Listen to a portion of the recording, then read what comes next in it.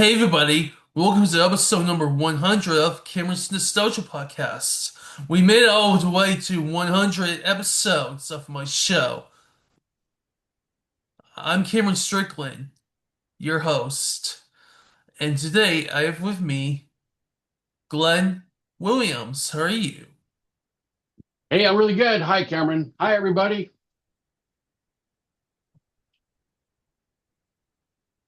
Hey.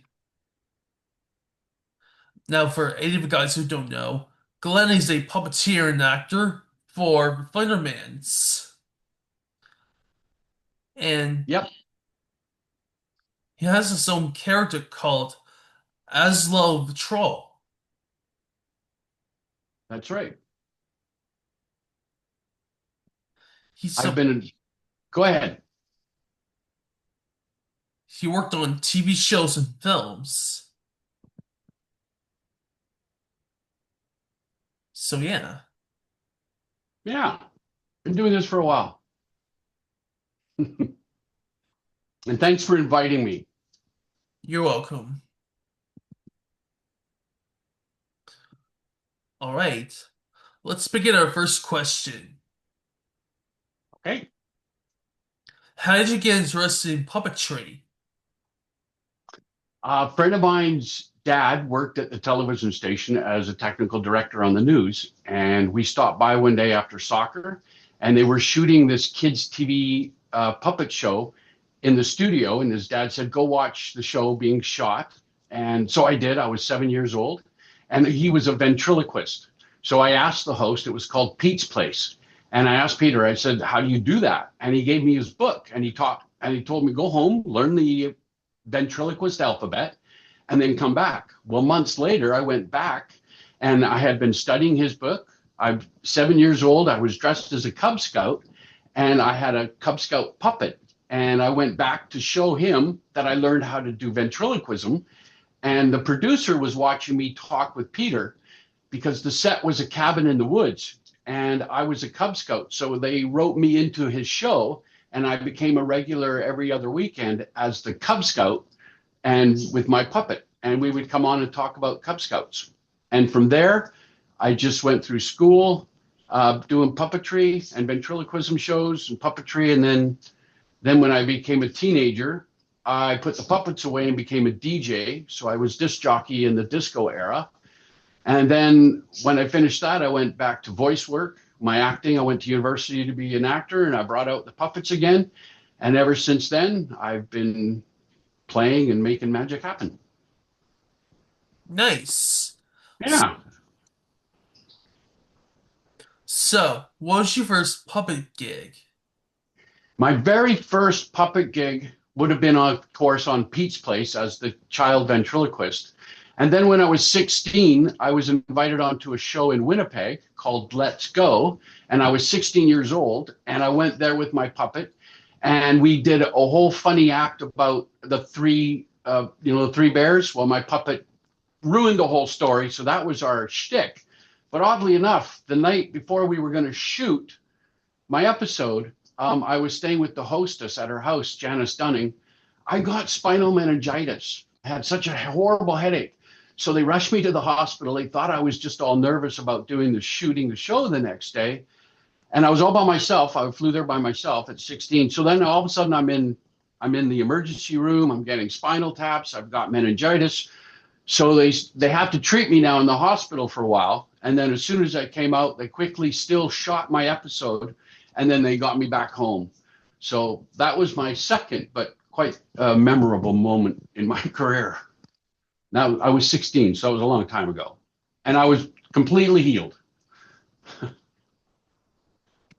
Nice. You appeared on The Beachcombers. Yeah, that was my first acting role. When I was in university taking acting and film production, one of my acting television teachers for TV was a director on the show. And he came up to me in class one day and he said, can you do this accent? So I did an accent of a German Norwegian accent. And he said, perfect. I need a young, newlywed actor for this next episode, and I'm going to give it to you. So that was my first episode. And I got to be a 19-year-old newlywed from Germany. and I was in the whole episode, and I had a principal role, nice large role, and I played opposite Robert Clothier, who played Relic, the bad guy in the show, and we went out fishing. And that was my first acting gig, and it was called The Salmon Woman.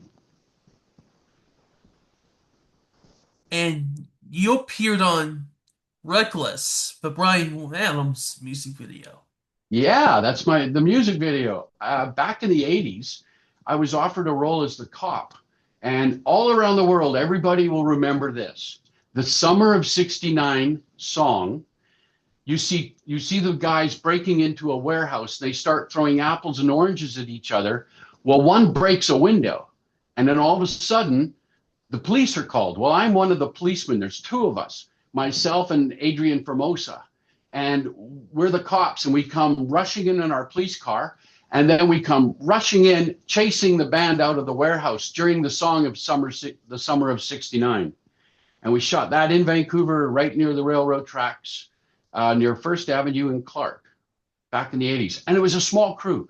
There was just a few people in a crew from Limelight Productions from Britain, and then the band. And it was just a small amount of people. But boy, did that song ever do really well, so, and his whole career.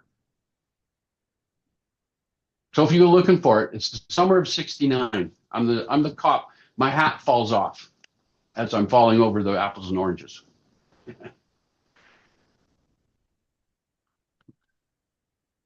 And what was it like working on Wiki's World? Wiki's World was a friend of mine's. It was a stop motion, so he would animate a thing by just moving it a bit at a time. And when it was all put together, it was a candle that lost its wick, and it went on a whole voyage in the kitchen to try to find his wick. And he goes all through the kitchen, and then he finds a Bic lighter and absorbs the Bic lighter into himself, and then he becomes a very happy candle. And that was Anthony Harrison's work. That was something I did also when we were in university. And I voiced the character of the candle, Wiki. Nice. And what was it like working on MacGyver? Oh, on MacGyver. Yeah, I had an acting role on MacGyver. That was in the beginning of my career. And it was fun. It was, an acting role. I delivered my lines right with MacGyver. I go into a room and MacGyver, and then he goes, yep. And he said, DA wants to see you. And then I take him out and we go into court. That was a long time ago. That was one of my first acting roles. And you worked on Millennium. Yeah, I did the Millennium. There I played a bus driver, and I get hijacked by armed robbers, armed men from head to toe, and they hijack the bus, and we end up at the police precinct where they want to go in, and they're going to rescue their buddy, but they're covered head and toe with armor, and I play the bus driver throughout the whole show, and then in the end, as they exit the bus, I managed to sneak into the seat and drive us out of there, the rest of us, and save the rest of the bus while they head into the police department.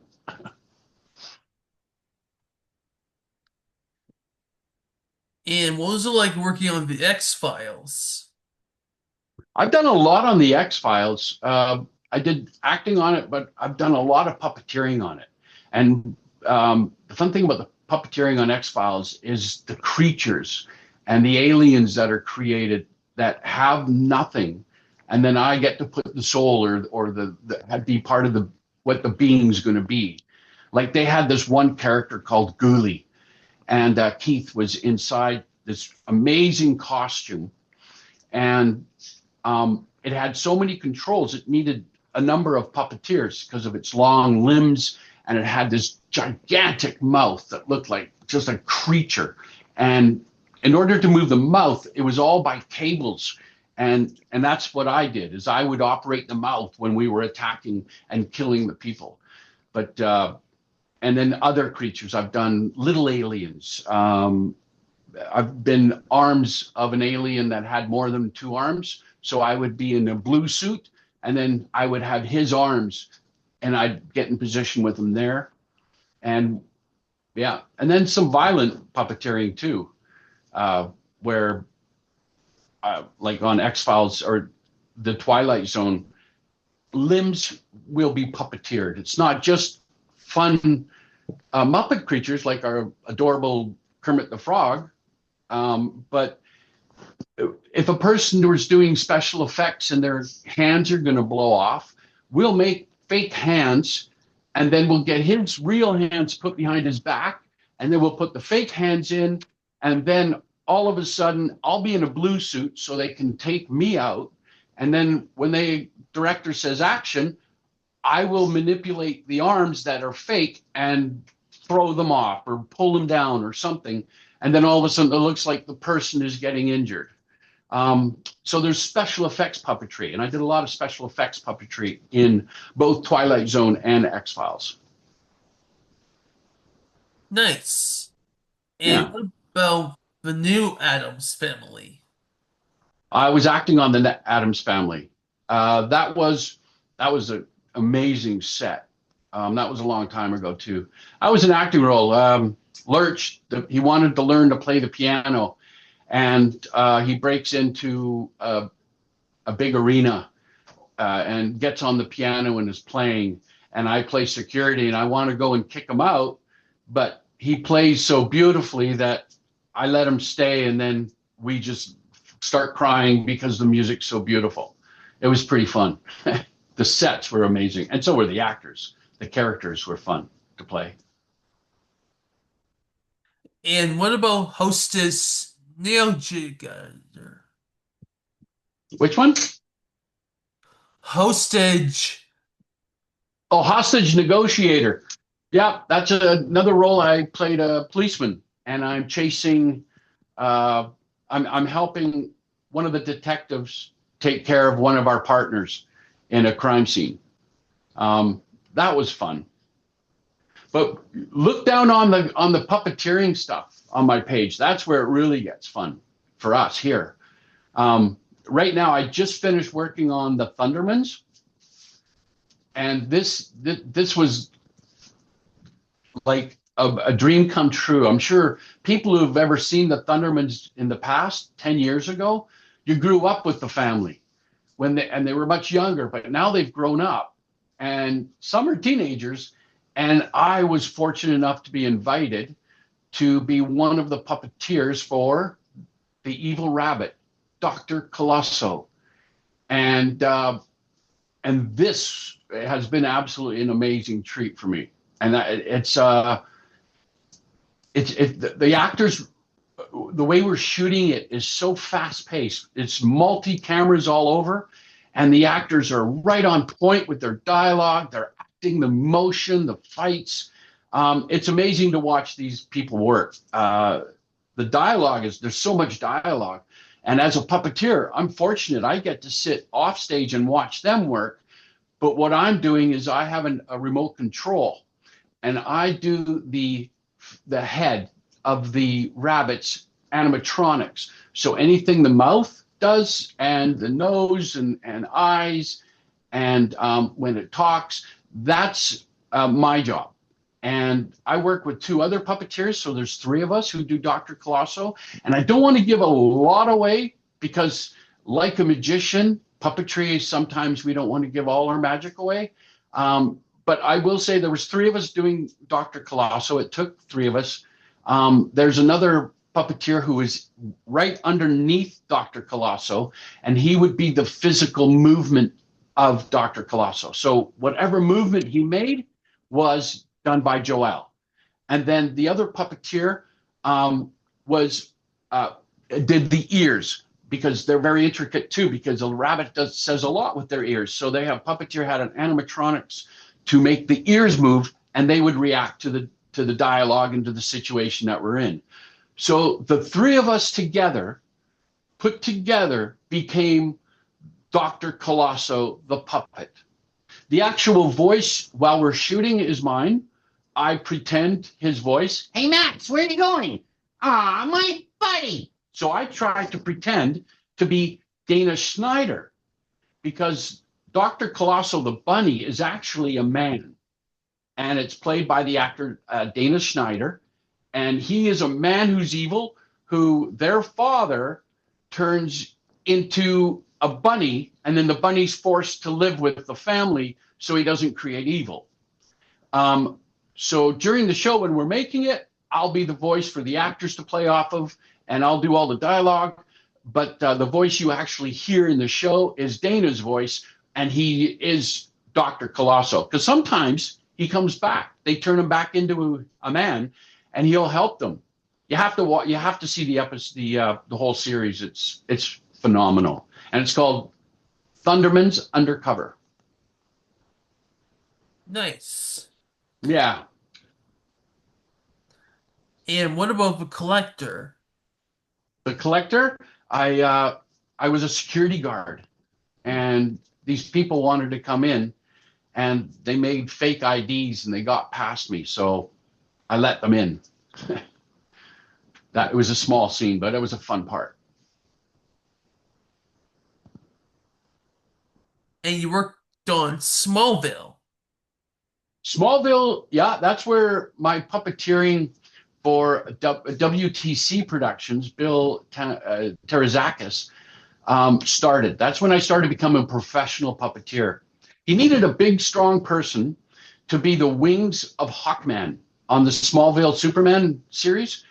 And so he found me, and I went in, and they were these long, big metal rods, and they'd have handles in strategic positions, and then they would be attached to the wings of Hawkman.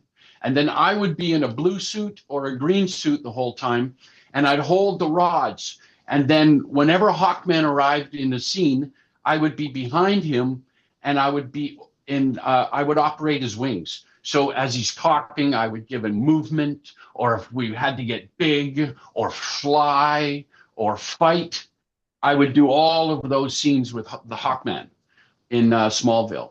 That was the very beginning of me doing professional puppetry, and that was great. Hard work, but it was a lot of fun. And what about Supernatural? Supernatural, I was an actor on. I was a cop. I do a lot of cops and security. I played a cop. I bring in a bad teenager who was caught stealing, so I bring her into jail basically and book her. And what about Tales from the Dark Side? Tales from the Dark Side was a script done by Stephen Hill's son, Jonas Hill. Uh, yeah, Jonas. Yeah. Anyway, he we made this whole amazing movie. I was the tentacles in a pit that was grabbing people. I was inside a couch, hidden, and I had these long black arms and fingers, and I was hidden in the couch. And my son actually was also in the couch on the other side because they needed more than two arms, and he also has big arms and long arms. So we're inside the couch, and literally a girl babysitting sits down on the couch to watch TV, and these arms come out of the crest of the couch, so right through the bottom part, and we would grab her and suck her right into the couch, and she literally would. She would disappear, and she came right in, and then she'd come in right on top of me, and we'd freeze, and she'd be gone. And that's what the audience saw. But unfortunately, that whole episode in showbiz, they made the whole movie. I've never seen it. We did it, and it was amazing, and the work was fantastic. But I never got to see that. Nobody did. It got put on the shelf. Only the comic book came out. Showbiz. And what about Tomorrowland?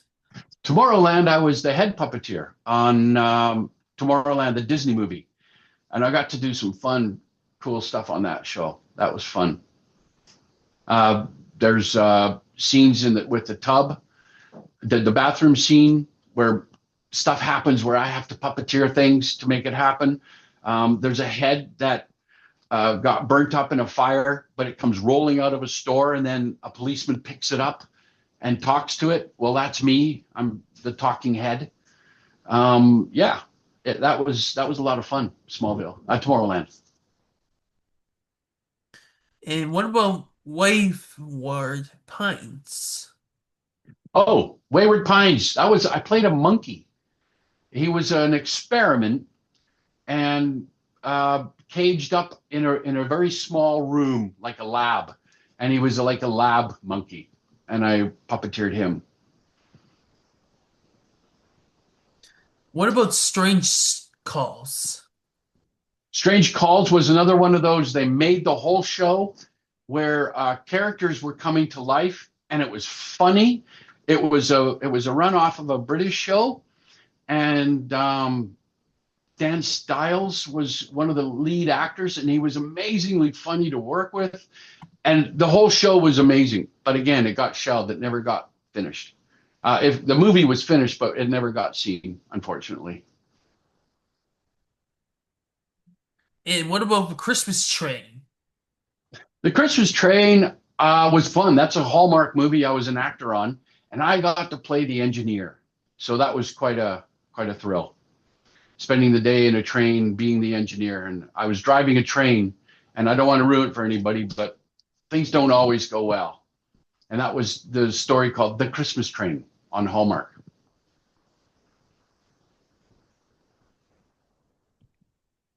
And what about Critters? A new binge.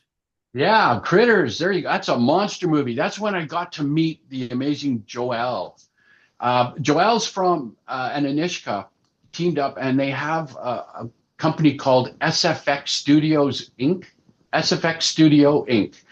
Look them up if you really need any SFX makeup artists, prop makers, puppet makers. They create things.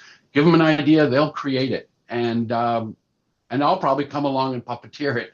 I worked for them a lot, and the first thing when I met him was he got Critters, a new binge, and these are uh, monsters that they're monsters that look like a ball. When they stop and stand up, they got these huge monster mouths, and they just eat flesh and anything.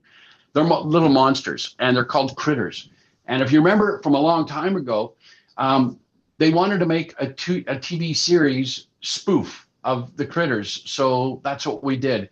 And it was I did all the lead puppets and the voices, and it was like I was they had their own dialect, and that's what I came up with the Critters dialect for the show. And every word they'd say, we built the language, but they're monsters. It's called Critters: A New Binge. Yeah, part of the Critters series. There's a lot of different ones out there. You worked on a TV show called Arrow. Arrow, yeah, I acted on that. I was a security guard, and I let in the bad guys, and then I say goodbye when they leave. But I don't know that what they just did was horrible. Yeah.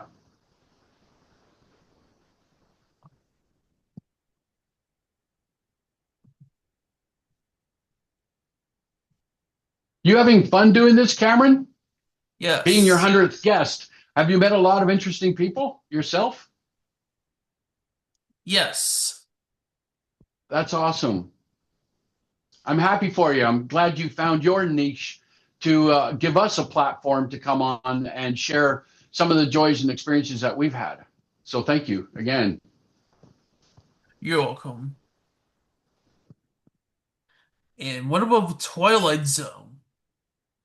The Twilight Zone was just like X Files. I did a lot of aliens and creatures. I did an octopus that takes over an Antarctic submersible kind of science lab center, and he managed. They're very smart octopuses, so I come in and kill everybody. And yeah, just alien creatures of all different types and sizes that you can imagine. Um, Kittens that are being born and then they come to life. Um, yeah. So, what about Gabby Duran? Gabby Duran's a Disney series, and that was a lot of fun too. That was Disney, and it's Gabby Duran and the Unsittables. And the Unsittables are aliens from other planets. So those aliens are created by Joel at SFX Studio, and then we would bring them to set, and then we'd make them come to life, uh, depending on what kind of creature or alien they dreamed up in the script. Um, Joel would make that happen, and then I would help puppeteer it. One of them's the technical tentacles at the very beginning of the show, where she's babysitting a tentacle creature. Well, that was his ingenious way. I won't tell you how it's done, but I'm literally right in front of the camera and I'm all hooked up and I make all these tentacles all around move. And it was amazing. It looks really good. It looks really good. And what about Limetown? Um, Limetown, I did a pig. It was we made an animatronic pig, and I did all the physical movement. So I had controls inside the head, and it was a scene of a man who had been in a science lab. He has these things on his head that he can communicate with the pig, and the pig can communicate with him. So when this man was having the communication, talking with the pig, I was behind the pig and I was operating it with just muscles, and I was making the pig come to life. The pig didn't talk English or anything, but his mind would talk to the man's mind, and then the man's mind would talk. He would speak out loud of the dialect, what him and the pig were thinking.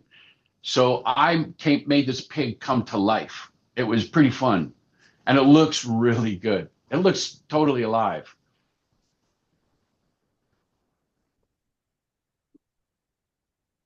And he was close to the pig. It was his pet pig that they embedded this thing into it. So there's quite a relationship in the show between the two of them.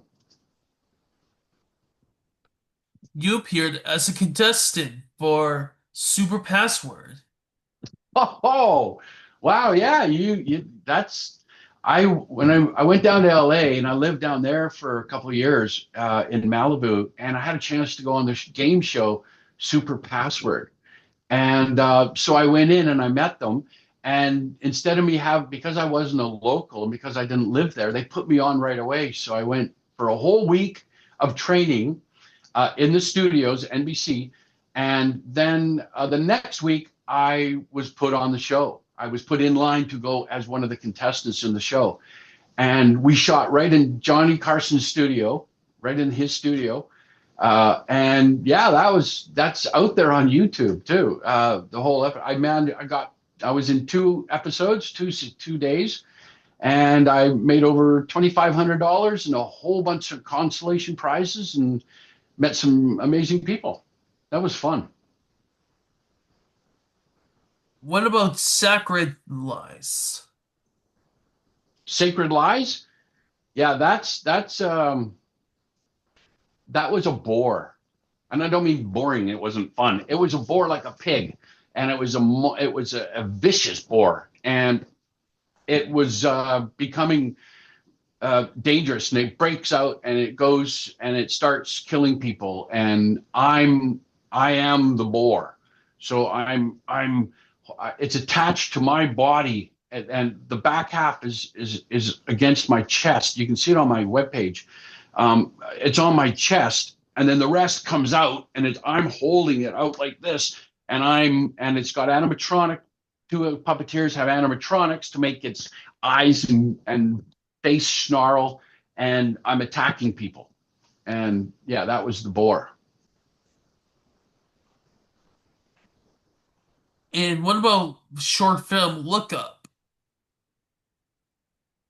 The short film Look Up was done through the Directors Guild, and it was a project put together for directors who wanted to use a studio that is designed, it just has a stage, and all around it is screen, and you can be put anywhere you want. And the people who operate this, if you're walking or turning, the screens work with you. So it's almost VR. It's very special. So they opened up a contest and invited some directors to come in and produce a little piece.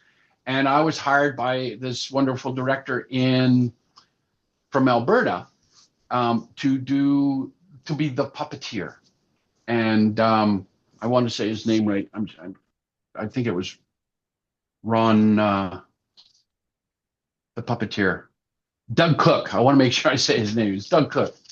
And yeah, so I got to play the puppeteer, and the scene was supposed to be in a train station, and I'm doing a marionette, and the whole scene is about take your heads out of your phones and look up and see the world around you. You're missing things by always looking down. And there was a young couple that had this conversation with the marionette and myself on this train platform.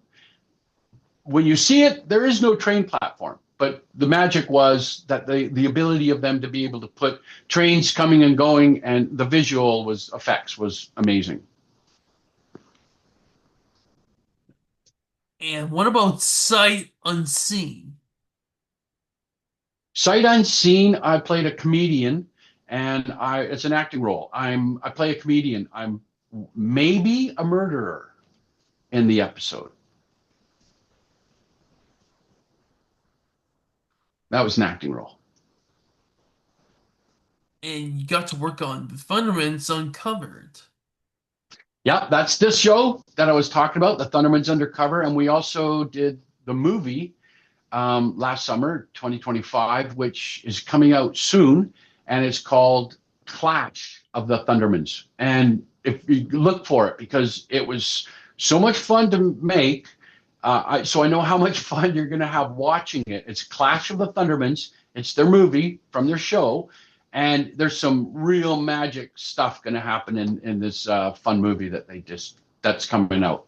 So Clash of the Thundermans. And you worked for the upcoming film called Land of Tomorrow. Line of Tomorrow. I don't know that one. It's Land.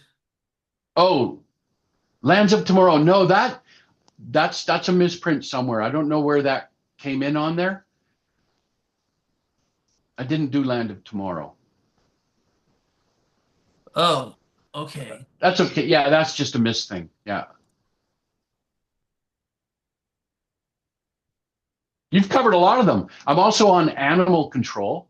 It's a Fox TV show. And what I do on that is a puppeteer, and I puppeteer animals. So if you haven't seen Animal Control on Fox, look for it. It's hilarious.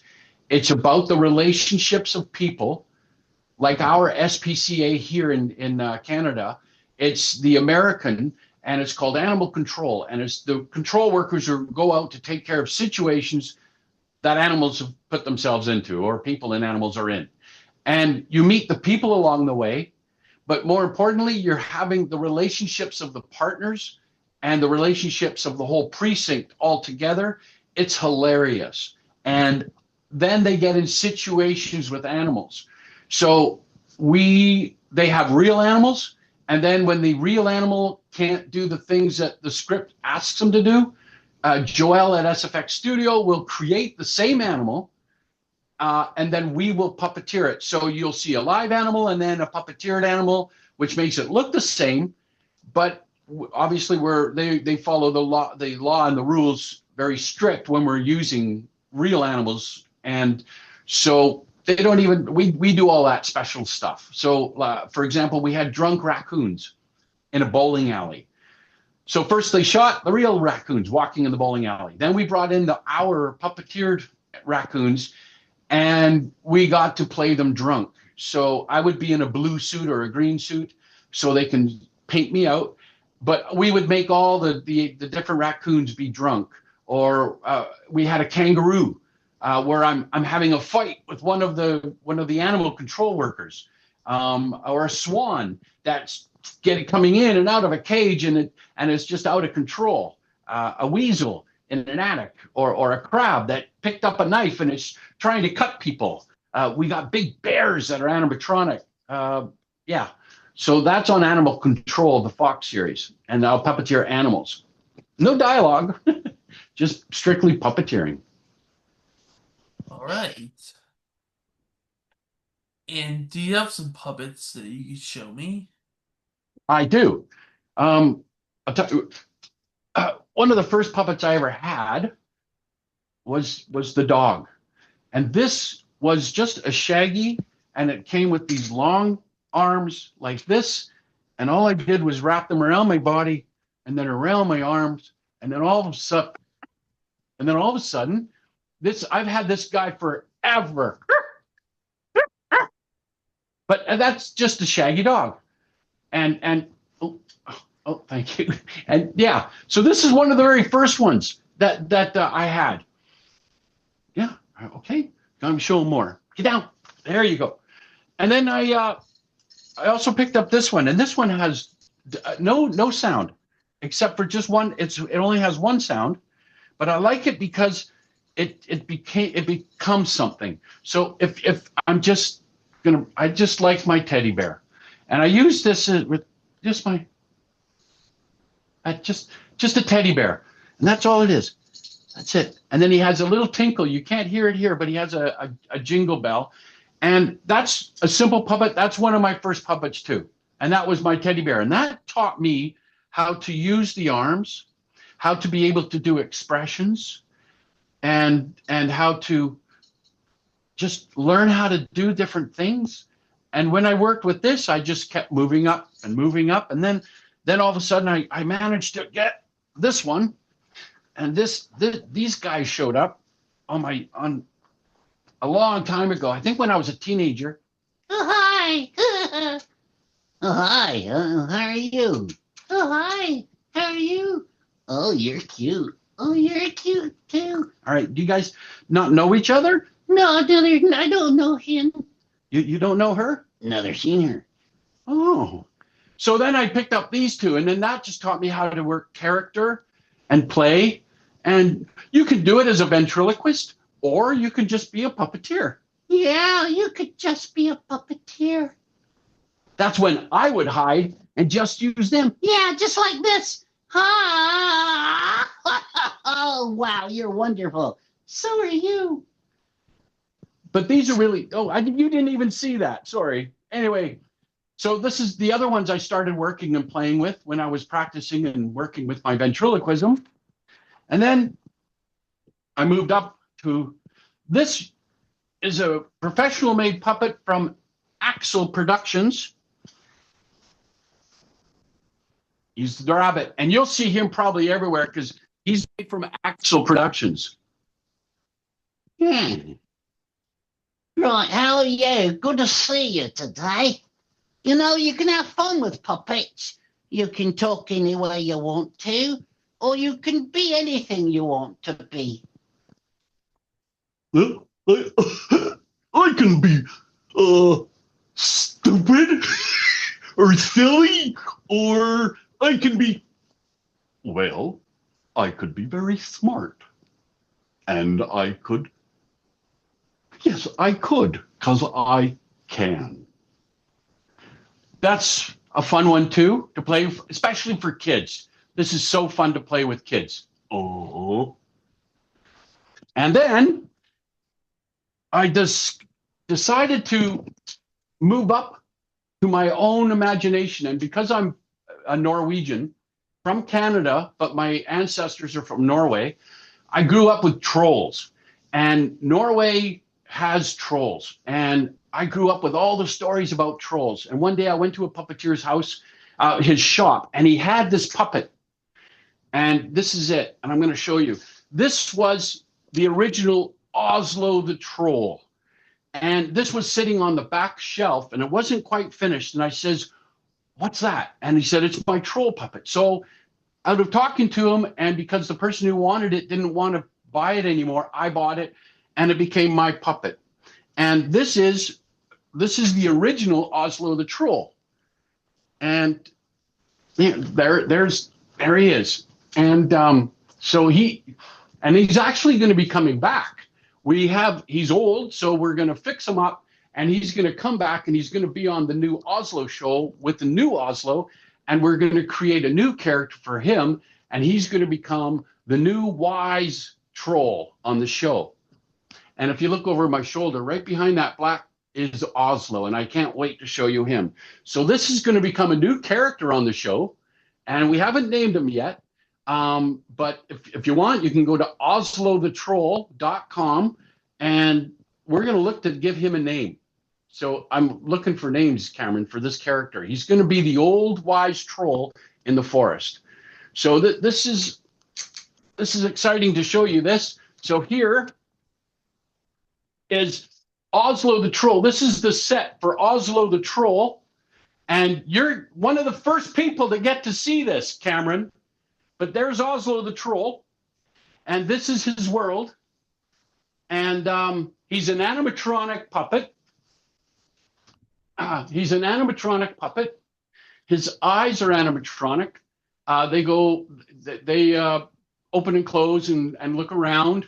And I work from behind his stump, and this is his magic forest of which he lives. And what happened was, one day, I'm going to sit out of the frame for a minute. One day when he was sitting on his stump, the magic stump beside him started activating. So if you look off into the corner there, you'll see the colors in that stump right in there. They're changing colors. And what's happening is he finds a phone, and he answers the phone, and he can see the world from his forest. So now on his phone, he's just going through it, and he's seeing all these different videos and things. So he's starting to learn about who humans are today and what they're doing in the world. So his whole show, he talks about the different things he's seeing on YouTube or out there on the social media world. And he comments about it, and he gets letters from people. They send letters to him to talk to him about the world where they live. And then one day we want to take Oslo, and we're going to go visit people all around the world. That's why I can't wait to come to Newfoundland and meet you. And definitely it's all about Oslo. So we'll be traveling with Oslo to Newfoundland. So I'll be excited to do that. That's for sure. All right. You can see Oslo now. We're just starting. This is a brand new production. It's called oslothetroll.com, and that's Oslo, O-Z-L-O, the troll, oslothetroll.com. And yeah, that's where we're starting that. And I want to teach the world through Oslo that we're all earthlings, we're all the same, and we're all special. It doesn't matter what you eat, drink, think, we're all special, and everybody's culture special. So we should all be celebrating each other and getting along with each other. We should be celebrating with each other. And I can't wait to go around this world and meet people with Oslo and learn wonderful stories, just like yours. Nice.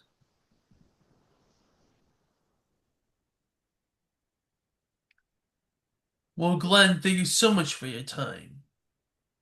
I really appreciate you giving me this time.